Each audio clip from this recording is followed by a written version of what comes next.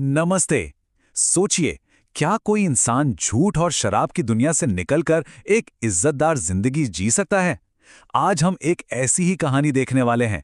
एक भिखारी की कहानी जिसके जबरदस्त बदलाव के पीछे एक बहुत बड़ा राज छुपा है।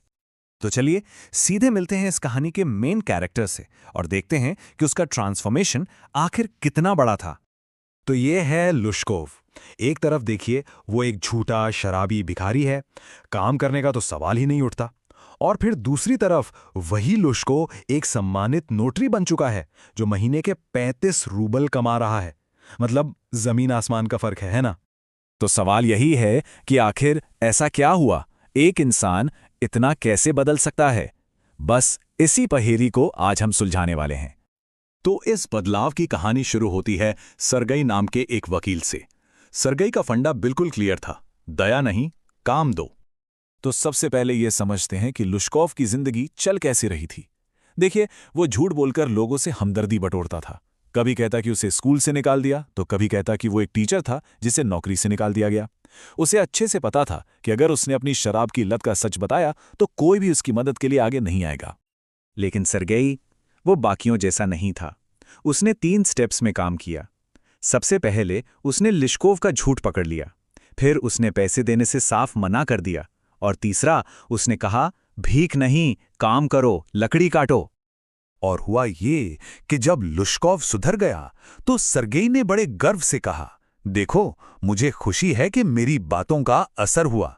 मतलब सरगेई को तो पूरा यकीन था कि उसी की सख्ती और काम देने वाले तरीके ने लुश्कोव की जिंदगी बदल दी। लेकिन क्या सच में ऐसा था? क्या सरगेई का तरीका ही कामयाब हुआ? चलिए अब सिक्के का दूसरा पहलू देखते हैं। कहानी को लुश्कोव के नजरिए से समझते हैं। क्या यह बदलाव सिर्फ शर्म की वजह से आया था? तो सवाल ये उठता है कि क्या लुश्कोव सच में काम करना चाहता था? नहीं, बिल्कुल नहीं। सच तो यह है कि लुश्कोव ने लकड़ी काटने के लिए इसलिए कि क्योंकि वो अपनी ही बातों में फंस गया था। उसका झूठ पकड़ा जा चुका था और वो बहुत शर्मिंदा था। कह सकते हैं कि उसके आत्मसम्मान पर चोट लगी थी। असल में देखा जाए तो लुश्कोव की हालत ऐसी थी ही नहीं कि वो कोई काम कर सके। शराब ने उसे इतना कमजोर कर दिया था कि उसमें मेहनत करने की ना तो हिम्मत थी और ना ही इच्छा। उसने ये काम सिर्फ और सिर्फ मजबूरी में किया था। और यहीं पर कहानी में एक जबरदस्त ट्विस्ट आता है। अब एंट्री होती है एक ऐसे किरदार की जो अब तक पर्दे के पीछे थी, सरगेई की रसोइया। तो अगर सरगेई के काम ने लुश्कोव को नहीं बदला, तो फिर बदला किसने? वो क्या चीज थी? यहां पर हम इन दोनों किरदारों को आमने सामने रखते हैं।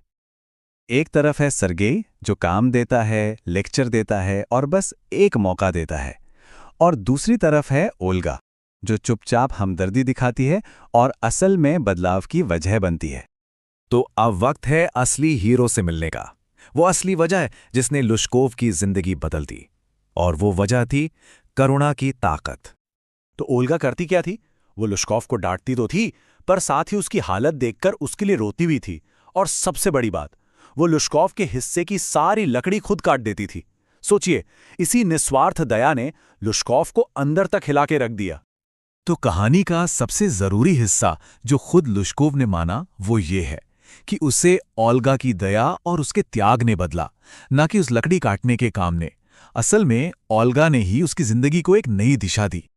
ये कहानी हमें करुणा का असली मतलब समझाती है। करुणा का मतलब सिर्फ दया दिखाना नहीं है, बल्कि दूसरों के दुख को महसूस करना, उनकी चिंता करना और फिर उनकी मदद करने के लिए आगे आना है। ओल्गा ने जो किया वो सच्ची करुणा थी। और आखिर में ये कहानी हमें एक बहुत बड़े सवाल के साथ छोड़ जाती है। किसी की जिंदगी बदलने के लिए किस तरह की मदद चाहिए? क्या सिर्फ एक मौका दे देना काफी है, या फिर असली बदलाव सच्ची हमदर्दी और करुणा से ही आता है?